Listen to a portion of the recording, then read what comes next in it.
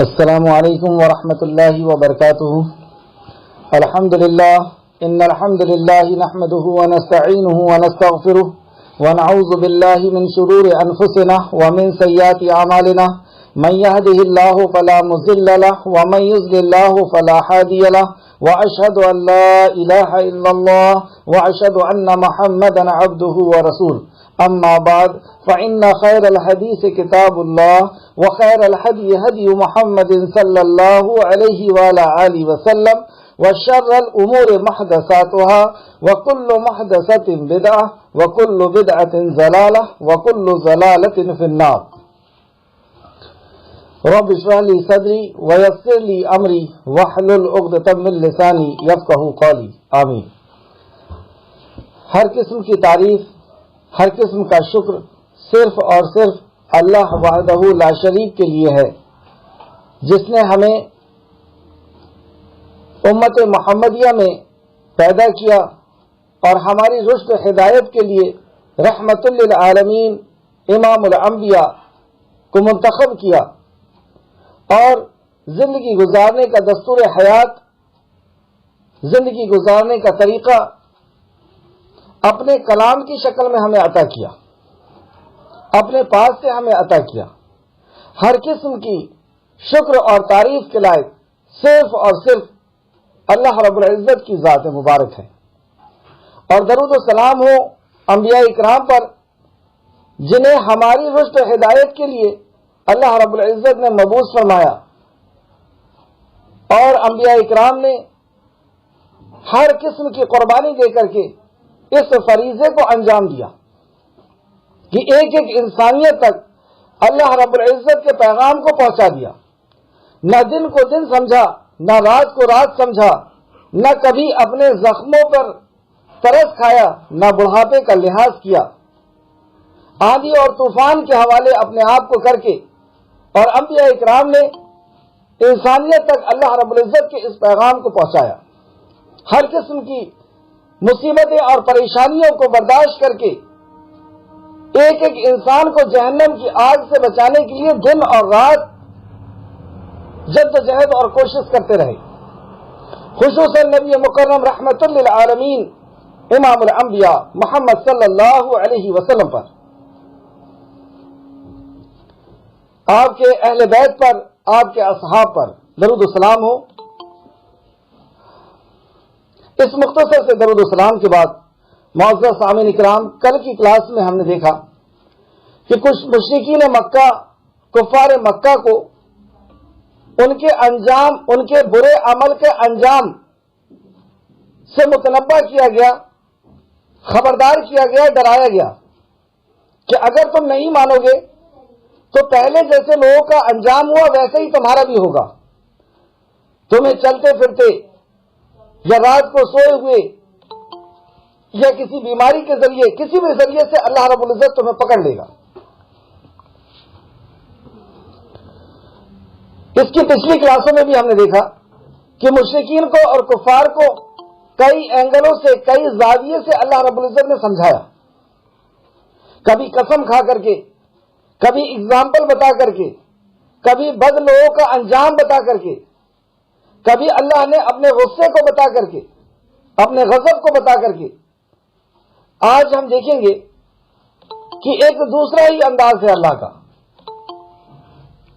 اور کتنا پیارا انداز کہ تم اس معبود کے سامنے سجدہ ریز نہیں ہوتے جس معبود کے سامنے ساری کائنات کی ایک ایک مخلوق جھکی ہوئی ہے، جس کو ساری کائنات کی ایک ایک مخلوق، جس کی حمد و ثنا کرتی ہے اور جس کو سجدہ کرتی ہے، تم اس کے سامنے سجدہ نہیں کرو گے، تم اس کا انکار کرو گے جس نے ساری کائنات کو بنایا اور چلا رہا ہے، ضرورتیں پوری کر رہا ہے، اور ساری کائنات جس کے سامنے اپنے آپ کو جھکائے ہوئے ہے، دل کی گہرائی کے ساتھ، دماغ کے اور عقل کے ساتھ۔ آیت ملاحظہ فرمائیں، اعوذ باللہ من الشیطان الرجیم، اولم یرو، کیا تم نے دیکھا نہیں، الی ما خلق اللہ من شیء، کیا یہ لوگ اللہ کی پیدا کی ہوئی ان چیزوں کو نہیں دیکھتے کہ ان کے سائے دائیں اور بائیں جانب سے ڈھلتے ہوئے اللہ کو سجدہ کرتے ہیں. یہاں پہ اشارہ پہاڑوں کی طرف اور سورج چاند اور بھی دوسری چیزوں کی طرف کہ جب یہ ڈھلتے ہیں تو اللہ رب العزت کو سجدہ کرتے ہوئے جاتے ہیں. یعنی جو جھکنے کی طاقت نہیں رکھتے، یعنی جیسے پہاڑ جھکنے کی طاقت نہیں رکھتے، تو صبح و شام یہ اپنے سائے کو، اپنی پرچھائی کو اپنے خالق کے سامنے جھکا دیتے ہیں اور اس کے سامنے وہ سب عاجز ہیں، عاجزی کے ساتھ جھکاتے ہیں، یعنی تذلل اور انکساری کے ساتھ. اور آسمانوں اور زمین میں تمام جاندار اللہ کو سجدہ کرتے ہیں. اللہ اکبر. آسمان اور زمین میں جتنے ہیں سب کے سب اللہ کو سجدہ کرتے ہیں. یہ سجدہ کیا ہوتا ہے ابھی آگے ہم اس کو سمجھیں گے. اور تمام فرشتے بھی، تمام جاندار کو الگ اللہ رب العزت نے گنا، اور تمام فرشتے بھی، یعنی آسمان بھی آواز کرتا رہتا ہے، چرچراتا رہتا ہے. اور کیوں نہ ہو کہ اللہ کی عظمت سے، اللہ کی بزرگی کو جان کر کے، اللہ کی عظمت کو جان کر کے کوئی آسمان کی جگہ نہیں بچی جہاں پہ فرشتے سجدہ نہ کرتے. وہ بھاری بھرکم فرشتے، وہ طاقتور اور ایسی قدرت اور قوتوں والے فرشتے کہ جن کا ایک پر جبرائیل علیہ السلام کا اس زمین کو پلٹا دینے کے لیے، توڑ خراب و مروڑ لینے کے لیے کافی ہے. ایسے فرشتے اللہ کے سامنے لرز رہے ہیں، اور تمام فرشتے بھی، اور وہ تکبر نہیں کرتے. سجدے سے تکبر کا کیا تعلق، اس کو بھی ہم دیکھیں گے. اور وہ اپنے اوپر سے، اپنے رب سے ڈرتے ہیں اور وہی کرتے ہیں جو انہیں حکم دیا جاتا ہے. وہ اتنا ہی کرتے ہیں جتنا انہیں حکم دیا جاتا ہے. اصل میں سجدہ ہے دل سے دماغ، دل کی گہرائی کے ساتھ اپنے دماغ کو اور عقل کو تذلل اور انکساری کے ساتھ حقیر بنا کر کے اس کی غرور سے اٹھی ہوئی ناک اور پیشانی، اس کا ماتھا اور گھٹنے ہاتھ، یہ سب اپنے رب کے سامنے رکھ دینا. دماغ کو بھی کہ اب عقل کی کوئی دخل نہیں، جو رب کا حکم ہے بس وہی ہوگا. یہ ہے اس کے سامنے جھکنا. ورنہ ابلیس بھی اللہ رب العزت کو رب مانتا تھا. وہ بھی یہ بات جانتا تھا کہ اللہ رب العزت ہی حاجت روا اور مشکل کشا ہے. جب اس کو حاجت کی ضرورت ہوئی تو وہ بھی خالق کائنات کے سامنے دوزانو ہوا، اور اس نے خالق کائنات سے مانگا کہ اللہ مجھے مہلت دے، قیامت تک کی، حساب و کتاب کے دن تک کی دعا مانگا. تو رب تو اللہ کو مانتا تھا، لیکن سجدہ کرنے میں اس نے عقل کو دخل دیا، عقل کا استعمال کیا کہ میں بہتر ہوں. تو عقل کو اللہ کے سامنے نہیں جھکایا، دماغ کو اللہ کے سامنے نہیں جھکایا، اپنی انا کو، اپنے غرور اور تکبر کو اللہ کے سامنے نہیں جھکایا. یہ ساری چیز کا جھک جانا یہ سجدہ ہے.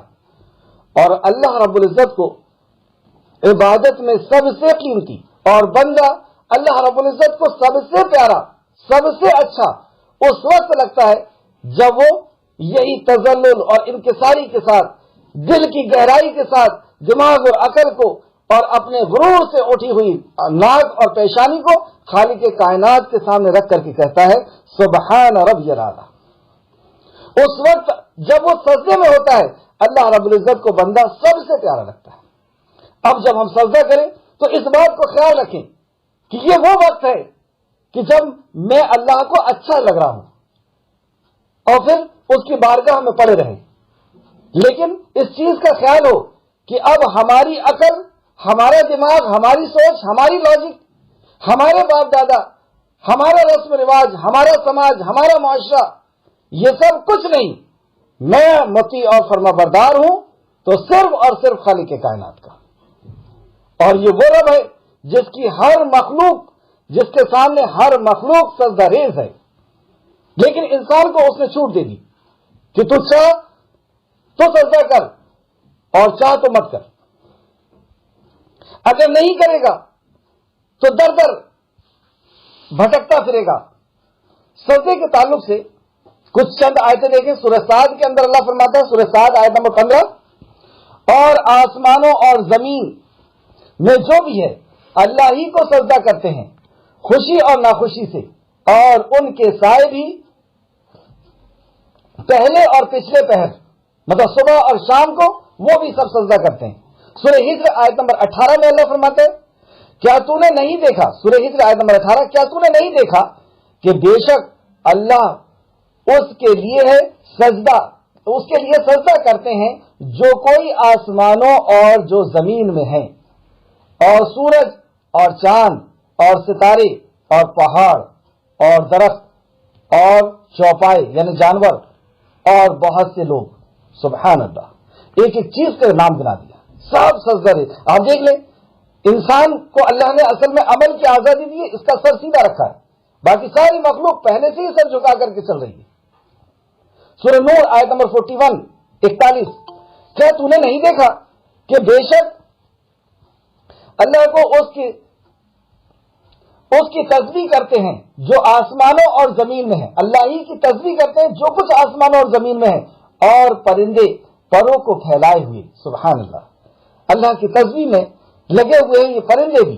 تو اب اس اینگل سے، اس زاویے سے کفار مکہ کو، مشرکین مکہ کو سمجھایا جا رہا ہے کہ تم اس رب کے مطیع اور فرما بردار نہیں ہوتے، اور اپنے ہاتھ سے بنائی ہوئی چیزوں کے سامنے تم جھکتے ہو۔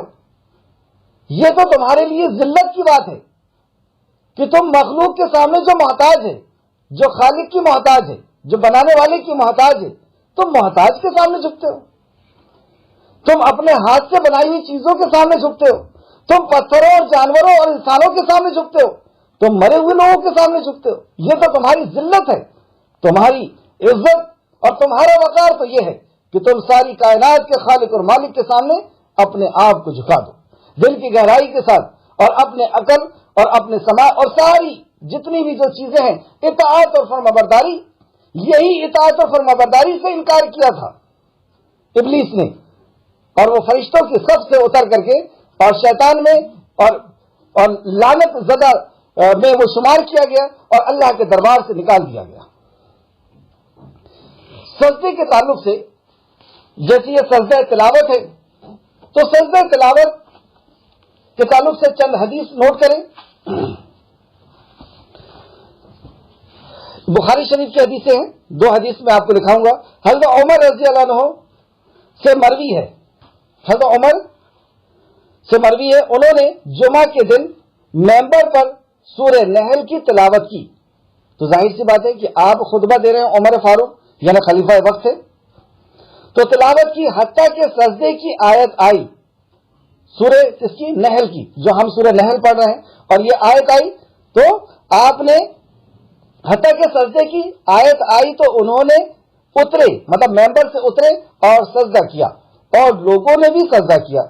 پھر جب اگلا جمعہ آیا، مطلب پہلے جمعے آپ نے ایسا کیا، پھر جب اگلا جمعہ آیا تو انہوں نے دوبارہ وہی سورت تلاوت فرمائی، یعنی سورہ نحل تلاوت فرمائی، تلاوت کی، حتیٰ کہ جب سجدے کی آیت آئی تو کہا، اے لوگو، یقیناً ہمیں اس سجدے کا حکم نہیں دیا گیا، لہذا جو شخص یہ سجدہ کرے گا اسے اجر و ثواب ملے گا، اور جو یہ سجدہ نہیں کرے گا اس پر کوئی گناہ نہیں۔ بخاری شریف حدیث نمبر 1077۔ سجدہ کرنا سنت ہے۔ ایک اور دلیل لکھیں سجدہ تلاوت کے تعلق سے، بخاری شریف حدیث نمبر 1072، مسلم شریف حدیث نمبر 577، ابو داؤد حدیث نمبر 1404، ترمذی شریف حدیث نمبر 573، نسائی جلد نمبر 2 صفحہ حدیث نمبر 160۔ نتیجہ معلوم ہوا کہ سجدہ تلاوت سنت ہے، واجب نہیں ہے، لیکن یاد رہے کہ اس کا کرنا ہمیں افضل ہے، اس کا کرنا یعنی سجدے کا کرنا افضل ہے، کیونکہ ایک تو یہ سنت ہے اور دوسرا ایک تو یہ سجدہ کرنا، سجدہ تلاوت کرنا سنت ہے، اور یہ کہ اس کی وجہ سے شیطان بھی روتا پیٹتا ہے، جیسا کہ حضرت ابو ہریرہ رضی اللہ عنہ سے مروی ہے کہ رسول کریم صلی اللہ علیہ وسلم نے فرمایا، جب ابن آدم کسی سجدے کی آیت کو تلاوت کرتا ہے اور پھر سجدہ کرتا ہے تو شیطان روتا ہوا اس سے ہٹ جاتا ہے۔ سبحان اللہ۔ جب سجدہ تلاوت کی آتی ہے اور سجدہ تلاوت آتی ہے اور بندہ اٹھتا ہے اور اللہ کی بارگاہ میں سجدہ کرتا ہے، جیسے آپ نے دیکھا ہوگا کہ جب قاری نماز پڑھا رہے ہوتے ہیں اور سجدے کی آیت آتی ہے تو فوراً سجدے میں چلے جاتے ہیں اور مقتدی بھی سجدے میں چلے جاتے ہیں۔ تو جب یہ سجدہ کرتے ہیں تو شیطان روتا ہوا وہاں سے ہٹ جاتا ہے اور کہتا ہے، ہائے میری ہلاکت، کہ اب آدم کو، ہائے میری ہلاکت کہ ابن آدم کو سجدے کا حکم دیا گیا تو اس نے سجدہ کر لیا، اس کے لیے جنت ہے، اور مجھے سجدے کا حکم دیا گیا تو میں نے انکار کر دیا، لہذا میرے لیے آگ ہے۔ مسلم شریف حدیث نمبر 115، ابن ماجہ حدیث نمبر 1052۔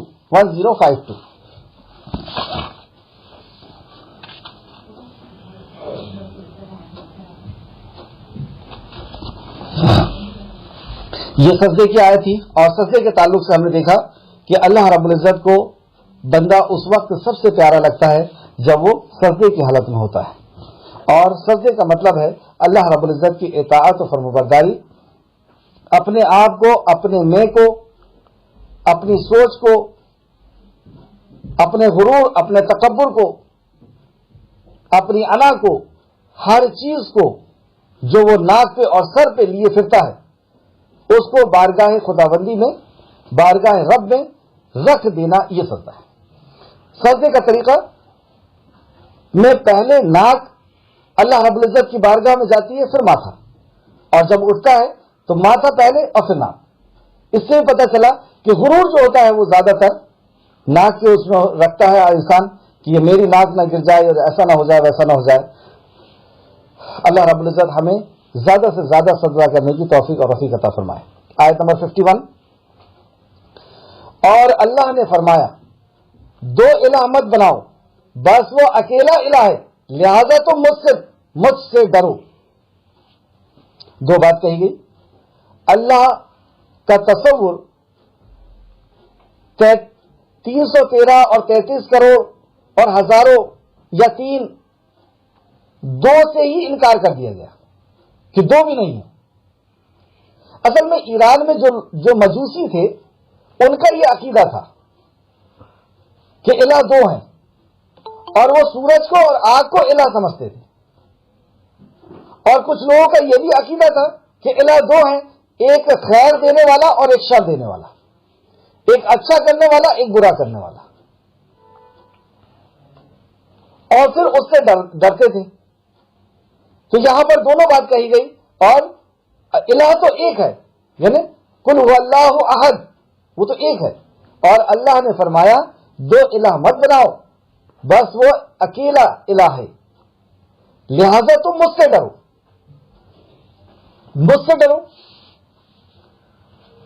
انسان جس سے ڈرتا ہے اصل میں اسے الہ بناتا ہے۔ اس نے سمجھا کہ سورج کے بغیر زندگی نہیں ہو سکتی، آگ کے بغیر زندگی نہیں ہو سکتی، دو چیزیں، ایک خیر ہے، شر ہے، تو اس سے ڈرنے لگا ہوں۔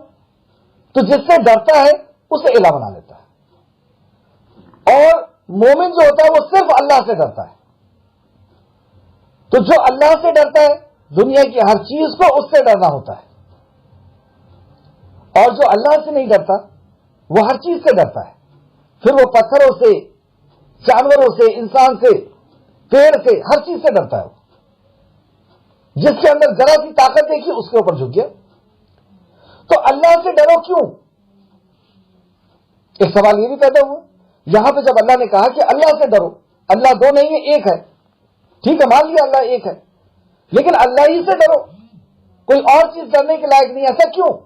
اس کا جواب، اور اسی کے لیے ہے جو آسمانوں اور زمین میں ہے۔ سبحان اللہ، اس سے پیارا کیا جواب ہو سکتا ہے کہ اسی کے لیے ہے جو کچھ زمین و آسمان کے اندر۔ اور زمین و آسمان کے اندر کیا ہے؟ زمین و آسمان کے اندر ہمارا رزق ہے، ہماری موت ہے، ہماری بیماری سے شفا ہے، ہماری عزت ہے، ہماری ذلت ہے، ہمارے اوپر جو لگنے والی دھارائیں ہیں وہ بھی ہے، ہمیں جو دیش سے نکالا جانے والا ہے وہ بھی ہے، ہمارے اوپر جو ظلم و ستم ڈھائے جانے والے ہیں وہ بھی ہے۔ تو زمین اور آسمان کے اندر درمیان جو بھی ہے وہ سب اللہ کا ہے۔ اب یہ کوئی اور نہیں کر سکتا، تمہیں اس ملک سے کوئی اور نہیں نکال سکتا، تمہیں آگ کے اندر، تمہیں جیل کے اندر، تمہیں سلاخوں کے پیچھے، تمہاری عزت، تمہاری ذلت، تمہیں بیمار کرنا، تمہیں بیماریاں دینا کوئی نہیں کر سکتا۔ کس کے پاس ہے یہ سب اللہ کے پاس ہے، تو پھر ڈر کس سے؟ تو ڈرنے کے لائق اب وہی ایک ذات بچی، اور جس دن یہ عقیدہ اور یہ یقین بن گیا اسی دن انسان جو ہے وہ توحید پرست کہلائے گا، اللہ کے نزدیک وہ ایک قیمتی انسان بنے گا، وہ مومن بنے گا۔ تو اللہ رب العزت نے فرمایا ڈر تو اللہ کا ہے اور محبت تو صرف اللہ کی۔ تو ڈر اللہ کا کیوں؟ اور اسی کے لیے ہے جو آسمانوں اور زمین میں ہے، سب اللہ کا ہے، کوئی اس کی مرضی کے خلاف آپ کو ایک لاٹھی نہیں مار سکتا۔ میرے بندے پر میرا ہی زور چلتا ہے، اللہ نے یوں فرمایا۔ عزت کے تعلق سے فرمایا وَتُعِزُّ مَن تَشَاءُ وَتُذِلُّ مَن تَشَاءُ بِيَدِكَ الْخَيْرُ۔ آپ دیکھ لیجئے مکہ کی زندگی اٹھا کر کے، پوری دنیا ختم کر دینا چاہتی تھی، کتنوں کو ختم کر دیا؟ وہ ایک ہی خوش نصیب خاتون تھی جو سب سے پہلے اسلام کے لیے اپنے آپ کو شہید ہوئی۔ کیا کر لیا ان نے؟ پوری طاقت ایک طرف اور چند مٹھی بھر لوگ ایک طرف، اور پوری دنیا کے اندر اللہ رب العزت نے انہیں سرخرو کیا۔ تو کوئی کچھ نہیں کر سکتا اس وقت تک جب تک اللہ رب العزت نہ چاہے۔ عزت ذلت اس کے ہاتھ میں، رزق کا دینے والا رازق اللہ ہے۔ جب ہم نے یہ کہہ دیا اور یہ صفت ہے اللہ کی، اور جو صفت اللہ کی ہے وہ کسی اور کی نہیں ہو سکتی، تو رازق اللہ ہے، اب کوئی اور رازق نہیں ہو سکتا۔ اگر ہم نے کسی اور کو رازق سمجھا ہوا ہے تو ہم سمجھ لیں کہ ابھی ہمارا ایمان درست نہیں ہوا۔ اگر ہم نے کسی اور کو عزت اور ذلت کا مالک سمجھ لیا، اگر ہم نے کسی اور کا رزق کا مالک، رزق زندگی گزارنے کا سامان، اگر اس کا مالک ہم نے کسی اور کو سمجھ لیا تو پھر ظاہر سی بات ہے کہ ہم اس سے ڈریں گے۔ اور جس دن توحید دل کے اندر آ جائے گی، ایک خالق سے ہونے کا یقین دل کے اندر آ جائے گا، اس دن ساری ڈر اور سارے خوف ختم ہو جائیں گے۔ کیا آگ نے ابراہیم کو جلا دی علیہ السلام؟ کیا مکہ کے لوگوں نے صحابہ اکرام کو ختم کر دیا؟ کیا دنیا کے لوگوں نے ختم کر دیا مکہ کی زندگی کے اندر؟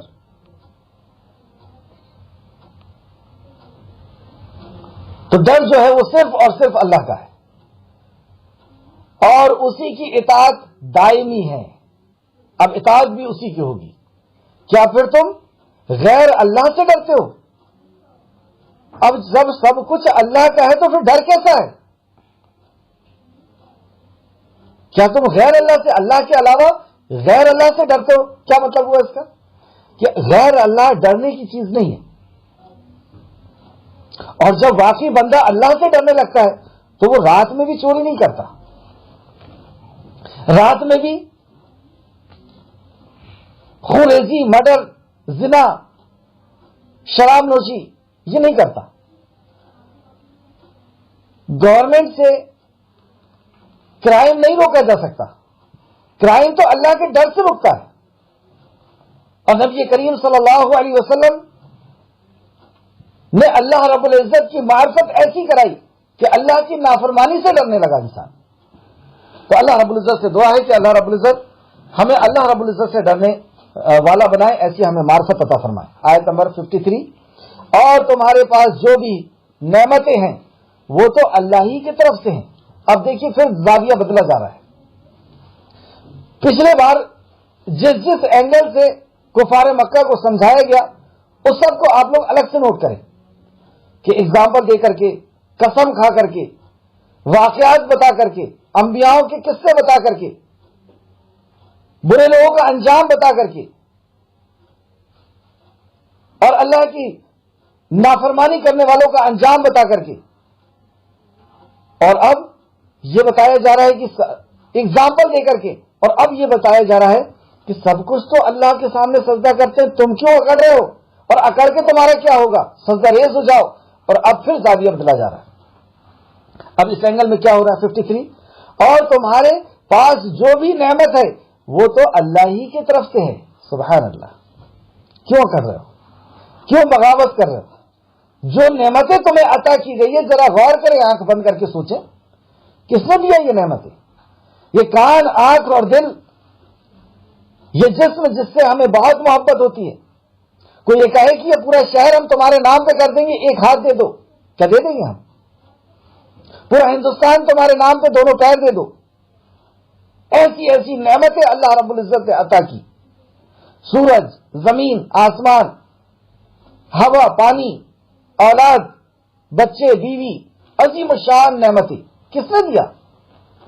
اور جس نے دیا اس سے بھاگ رہے ہو، اس کے ساتھ غداری، اس کے حق کو دوسرے کو دیتے ہو، ایسی بغاوت۔ کیا سمجھایا ہے اللہ رب العزت نے؟ واقعی جو اللہ کے کلام سے جڑ جائے وہ ضرور اللہ رب العزت سے جڑ جائے گا، وہ ضرور اللہ رب العزت کو جان دے گا، اللہ کی اس کو معرفت ہو جائے گی۔ بس ہمیں کوشش یہ کرنا ہے کہ کسی بھی طریقے سے لوگوں کو اللہ کے کلام سے جوڑ دیں۔ اللہ رب العزت ہم سب کو توفیق دے کہ ہم ایک ایک انسان کو اللہ کے کلام سے، نبی کریم صلی اللہ علیہ وسلم کے فرمان سے جوڑنے والا بنا دے، آمین۔ اور تمہارے پاس جو بھی نعمت ہے وہ تو اللہ ہی کی طرف سے ہے، پھر جب تمہیں کوئی تکلیف پہنچتی ہے تو اس سے تم آہگزاری کرتے ہو، مطلب جب تمہیں کوئی تکلیف پہنچ جاتی ہے تو تم اللہ ہی کے پاس جاتے ہو، اور جب وہ تکلیف دور ہوتی ہے تو کیا ہوتا ہے؟ آیت نمبر 54 میں اللہ فرماتا ہے، اور جب وہ تم سے تکلیف ہٹا دیتا ہے تو تم میں سے ایک فریق اپنے رب کے ساتھ شرک کرتا ہے، شرک کرنے لگ جاتا ہے۔ جیسے سورہ بنی اسرائیل آیت نمبر 67 میں اللہ نے فرمایا، سورہ بنی اسرائیل آیت نمبر 67، کہ جب سمندر کے اندر یہ لوگ ہوا کرتے ہیں، ناؤں میں ہوا کرتے ہیں، جہاز میں ہوا کرتے ہیں، اور اچانک کوئی آفت آ جاتی ہے، کوئی بھوکمپ آ گیا، طوفان آ گیا، اب وہ ناؤ ڈوبنے لگی، تو سارے باطل معبود ان کے دل و دماغ سے ہٹ جاتے ہیں۔ اب وہاں پر صرف ایک اللہ یاد آتا ہے کہ اللہ مجھے بچا لے۔ اسی طریقے سے ہم غور کریں، ہم کار چلا رہے ہیں اور کار ڈاؤن میں ہے اور اچانک کار کا بریک فیل ہو گیا، کون یاد آئے گا وہاں خالص صرف اور صرف اللہ رب العزت کو یاد کریں کہ اللہ تو ہی بچا سکتا ہے۔ کار کا بریک فیل ہو چکا ہے، اب اسٹیئرنگ میرے ہاتھ میں ہے، دونوں طرف کھائی ہے اور ڈاؤن میں گاڑی جا رہی ہے، اللہ تو بچا لے، اللہ تو ہی بچا سکتا ہے، اللہ تو ہی بچا لے۔ سامنے سے ایک ٹرک آتا ہوا نظر آیا، صرف اللہ یاد آ رہا اور کوئی یاد نہیں، اللہ رب العزت نے بچا لیا۔ اور تھوڑے دور پہ جا کر کے گاڑی ایک پیڑ پہ ٹکی، اترتے سے کیا بولتا ہے بندہ؟ فون لگاتا ہے، کہتا ہے اچھا ہوا گاڑی کا اسٹیئرنگ میں نے تھوڑا سا گھمایا اور میں نے ایسا کیا، اور پھر سائڈ میں لگایا اور دھیرے سے لے جا کر کے پیڑ میں روک دیا۔ کس کو دیا کریڈٹ؟ جب مصیبت میں تھا تو صرف اللہ کو پکار رہا تھا کہ اللہ تو بچا لے، اور جب اللہ نے بچا لیا تو کس کی طرف کہتا ہے؟ اپنے میں کو یہ یاد کرتا ہے کہ میں نے بچایا، میرا دماغ تھا کہ میں نے اسٹیئرنگ کو گھمایا، میں ایسا نہیں کرتا تو ایسا نہیں ہوتا، اب میں کی دکان اس کی لگ گئی وہاں۔ یہی ہمارے ساتھ ہو رہا ہے، اور وہاں پر بھی جب وہ ناؤ سے نکل کر کے آتے ہیں تو کیا کہتے ہیں؟ ہمارے فلاں نے بچا لیا، لات عزا منات کو یاد کرنے لگے، وہ اپنے باطل جھوٹے معبودوں کو یاد کرنے لگے کہ انہوں نے مجھے بچایا۔ تو یہ نفس کو الہ بنا لیا اس نے، جھوٹے معبودوں کو، پتھروں کو، بزرگوں کو، ان کو معبود بنا لیا۔ تو یہ جتنی بھی نعمتیں ہیں جو ملی ہے ہمیں اور جو مصیبتوں سے ہم بچائے جاتے ہیں، اس میں ہمارا کوئی رول نہیں۔ آج اس مقام پر ہم بیٹھے ہیں، اللہ کا کلام سیکھ رہے ہیں، اس میں ہمارا کچھ نہیں۔ یہ تو اللہ رب العزت کا احسان و کرم ہے کہ وہ مجھے بولنے کا موقع عطا فرما رہا ہے، ورنہ کچھ نہیں ہے، کوئی صلاحیت نہیں، کوئی وقت نہیں، کوئی قیمت۔ ہم سب اپنے اپنے کاموں کا جائزہ لیں کہ جو کام سے اللہ رب العزت نے ہمیں لگا کر رکھا ہے، کیا ہم اس لائق ہیں؟ کیا تھے ہم؟ کہاں سے ہمیں وجود ملایا؟ نبی مکرم نے کیا پیارے انداز میں سمجھایا، اپنا لعاب دہن اپنے ہتھیلی پہ رکھا اور پھر سمجھایا کہ تم اسی طریقے کے کسی چیز سے، یعنی نطفے سے تم بنے ہو، کوئی وقت اور کوئی طاقت نہیں۔ تو انسان کو جب مصیبت آتی ہے تو وہ صرف اللہ کو یاد کرتا ہے، مصیبت ہٹتی ہے تو وہ اپنے طرف اس کو لے کر کے جاتا ہے، یا اللہ کے علاوہ کسی اور کی طرف، اور اللہ کے علاوہ میں اس کے نفس بھی آئے گی، اس کے پیر و مرشد بھی آئیں گے، اور اس کے دیوی دیوتا، اور وہ جس کی بھی وہ حاجت روا اور مشکل کشا جس کو سمجھتا ہے وہ سب آئیں گے اس میں۔ تو اس بات کا ہم خیال رکھیں کہ جب ہمیں کوئی چیز عطا کی جائے تو ہم دل کی گہرائی سے سوچیں، عقیدہ اپنا صحیح کریں کہ کس نے دیا یہ؟ کیا میری صلاحیت تھی، میری طاقت تھی، میرا علم؟ اگر ہمارے پاس طاقت ہے، ہم اگر محنت کر رہے ہیں تو ہم غور کریں کہ ہم سے زیادہ محنت لوگ کر رہے ہیں، ہم سے زیادہ علم والے لوگ ہیں، ہم سے زیادہ صلاحیت والے لوگ ہیں، لیکن جس مقام پر ہم ہیں اس مقام پر وہ نہیں پہنچے، جبکہ ہر اینگل میں ہم سے آگے ہیں، ہر اینگل، ہر کوئی اپنے آپ کو اس پیمانے پر رکھ کر کے سوچے کہ جہاں پہ اللہ رب العزت نے آپ کو رکھا ہے، جو نعمتوں سے آپ کو نوازا ہے، یہ اس کے حقدار اور بہت سے ہیں جو آپ سے زیادہ صلاحیتیں رکھتے ہیں، لیکن یہ صرف اور صرف ہمارے رب کا کرم ہے کہ بات بنی ہوئی ہے، جو آج اس نے ہمیں یہ نعمتیں عطا کی ہے، یہ صرف اور صرف ہمارا کوئی کمان، ہماری کوئی طاقت، کوئی وقت نہیں۔ تو ہم مصیبت میں صرف اس کو پکارتے ہیں، اور جب مصیبت دور ہو جاتی ہے تو اسی کا شکر کریں کہ اللہ تو نے بچا لیا، میرے اندر یہ صلاحیت نہیں تھی کہ میں بچ پاتا۔ آگے دیکھتے ہیں آیت نمبر 54۔ پھر جب وہ تم سے تکلیف ہٹا دیتا ہے تو تم میں سے ایک فریق اپنے رب کے ساتھ شرک کرنے لگتا ہے۔ شرک ہے کہ مصیبت سے بچا ہے، اللہ نے بچایا ہے، لیکن یہ کسی اور کو اس کا کریڈٹ دے دے کہ فلاں نے مجھے بچایا، فلاں گاڑی میں وہ نال لٹکی ہوئی تھی اور فلاں وہ چپل بھی لٹک جاتی ہے۔ کیسے کیسے باطل عقائد ہیں، مرچیاں اور نیبو لٹکے ہوئے ہیں، یہ ساری چیزیں ان کی بچانے والی ہیں۔ استغفر اللہ، یہ سب شرک ہے۔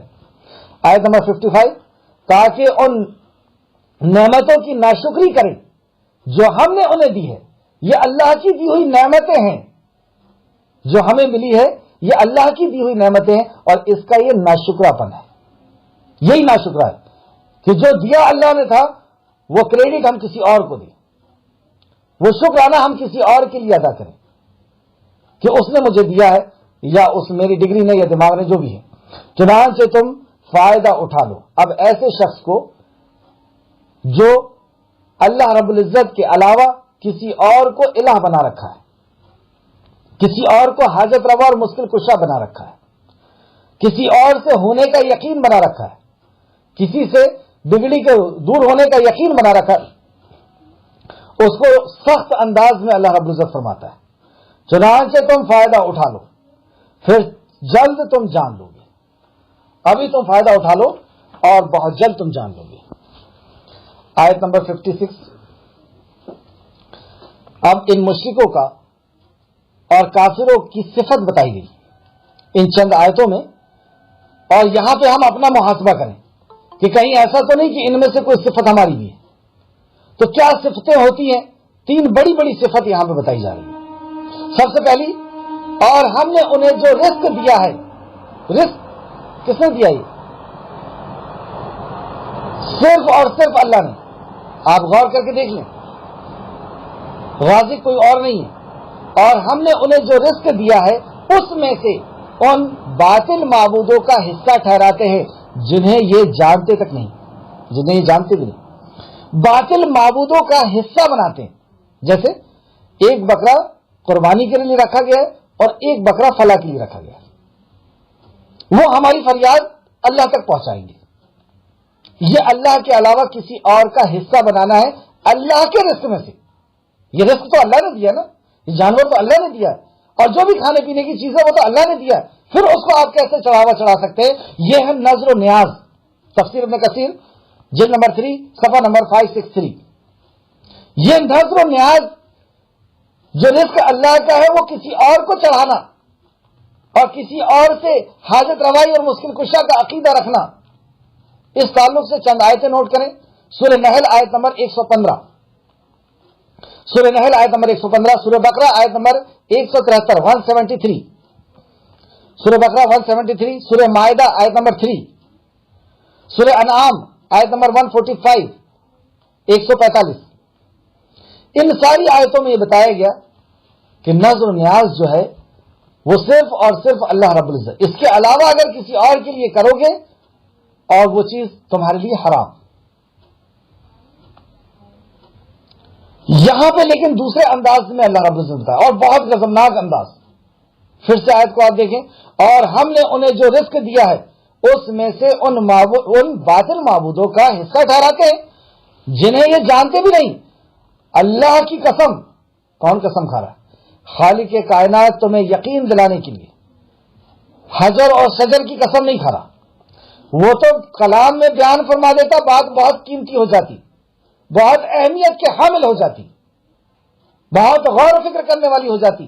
لیکن اللہ رب العزت نے اس کی تمہیں سمجھانے کے لیے, یقین دلانے کے لیے کیسا وہ رحیم ہے, کیسی وہ محبت کرتا ہے, کہ یہاں پہ اپنی ذات کی قسم کھا کر کے بتا رہا ہے کہ تم اللہ کا دیا ہوا کسی اور کے لیے نظر کرتے ہو, نیاز کرتے ہو, کسی اور کو چڑھاتے ہو.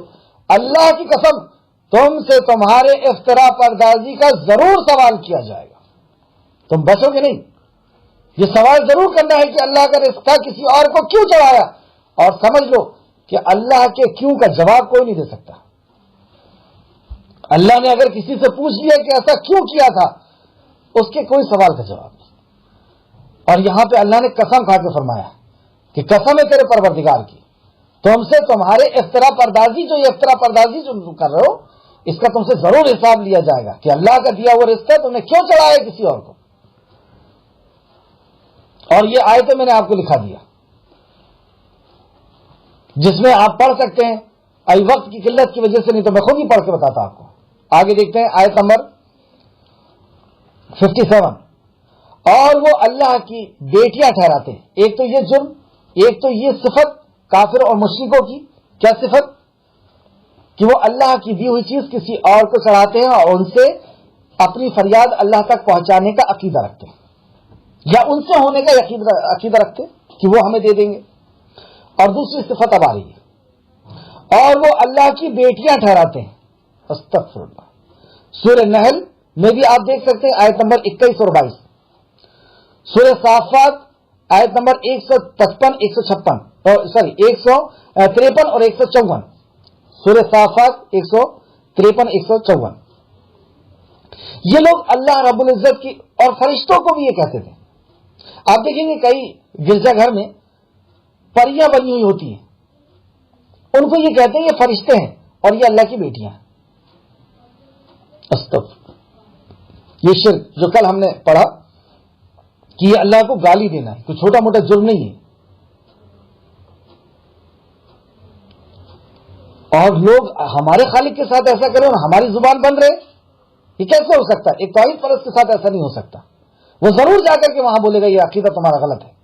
اور وہ قل واللہ ہم سب سے زیادہ پڑھتے ہیں, اس میں بات بھی یہیں سے شروع ہوئی, کل کہو اللہ احد, اللہ ایک ہے. تو یہ کہنے کا آرڈر ہے ہمارے لیے. چلیں.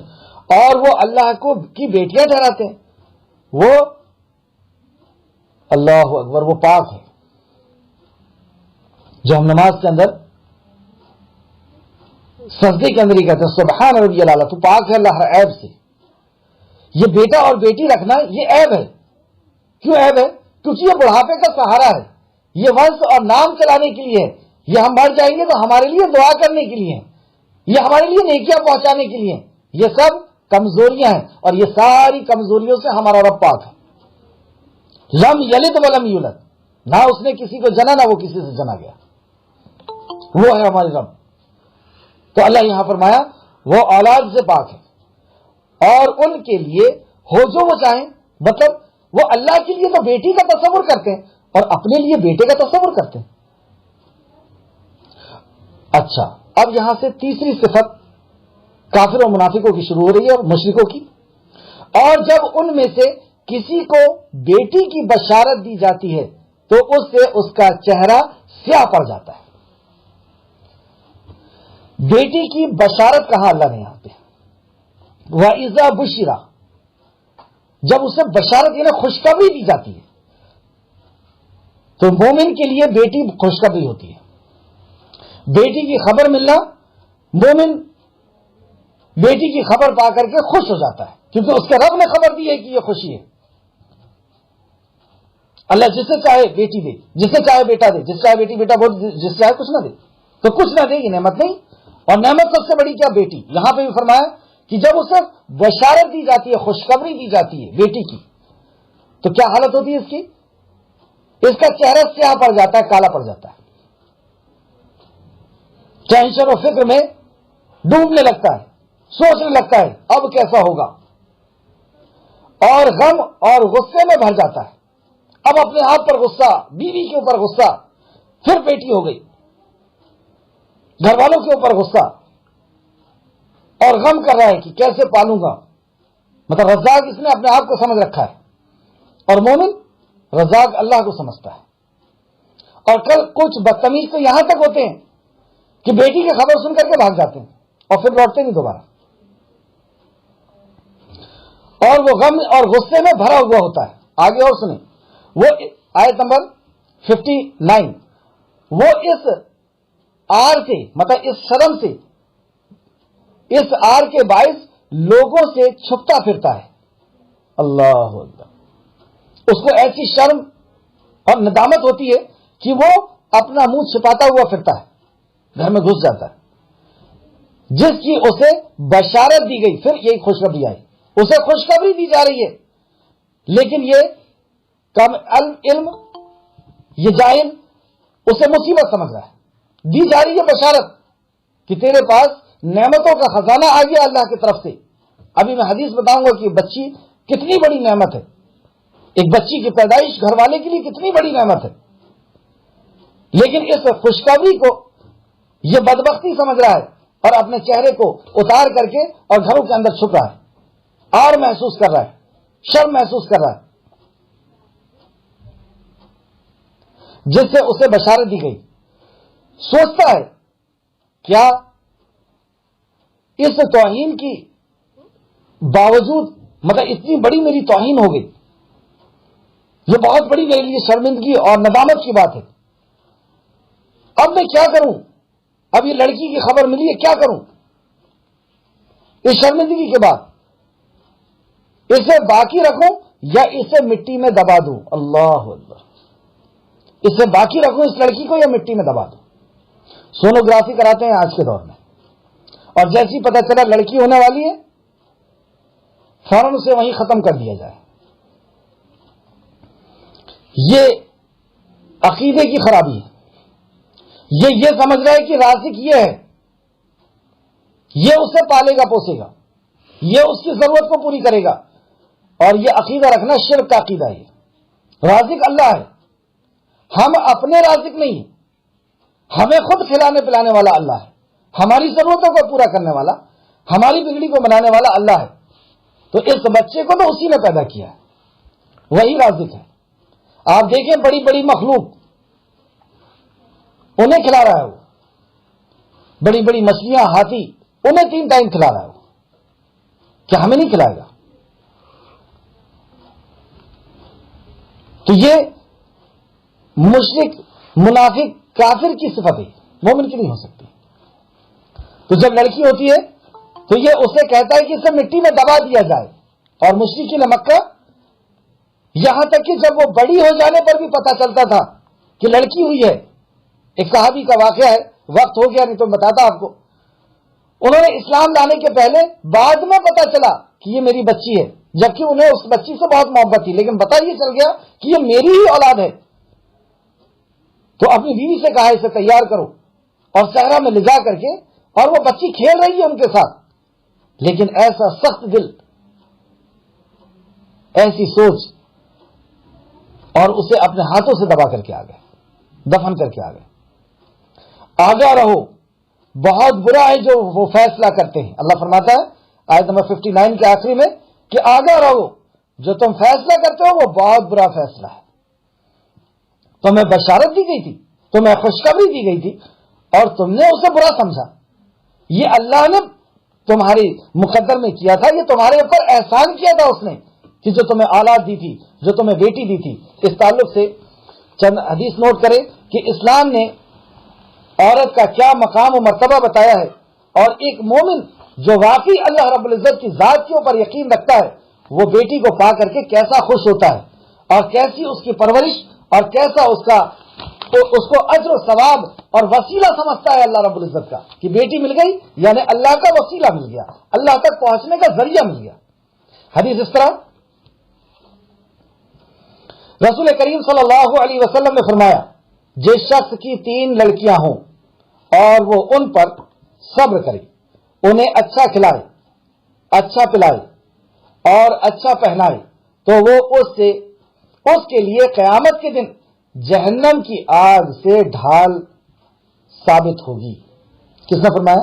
یہ نبی کریم صلی اللہ علیہ وسلم کی زبان مبارک سے نکلی ہوئی بات ہے, کہ وہ دن جس دن ماں اپنے بچے سے بھاگے گی, باپ اپنے بیٹے سے بھاگے گا, لوگ ایک ایک نیکی کے لیے ترس رہے ہوں گے, نفسا نفسی کا عالم ہوگا, انبیاء تک اللہ رب العزت کے غضب سے کانپ رہے ہوں گے.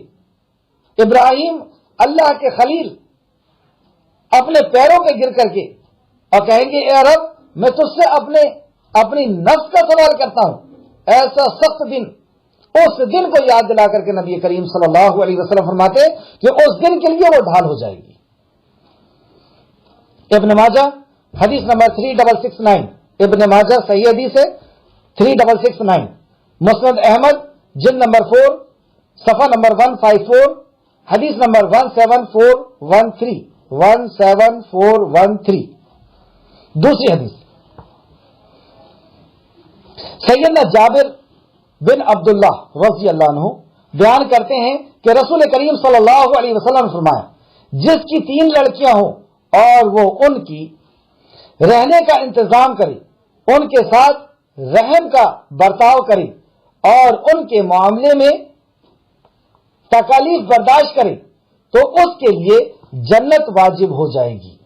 جنت واجب ہو جائے گی, ضروری ہو جائے گی. ایک آدمی نے عرض کیا, ایک صحابی نے عرض کیا, اے اللہ کے رسول اگر 2 لڑکیاں ہوں تو, مطلب ان کی ہو سکتا ہے 2 لڑکیاں ہوں, تو وہ ٹینشن میں آ گئے, یا رسول اللہ اگر 2 لڑکیاں ہوں تو؟ آپ نے فرمایا اگر 2 ہو تب بھی. اللہ اکبر. مسند احمد جلد نمبر 3 صفحہ نمبر 303, حدیث نمبر 14257.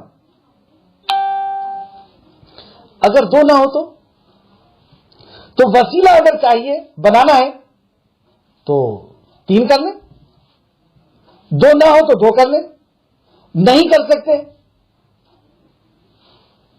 تو کسی یتیم کا سہارا بن جائیں, کسی یتیم کو اپنے گھر لے آئیں. یہ وسیلہ ہے اللہ رب العزت تک پہنچنے کا. اللہ فرماتا ہے نا کہ وسیلہ تلاش کرو, تو یتیم کی کفالت اور کسی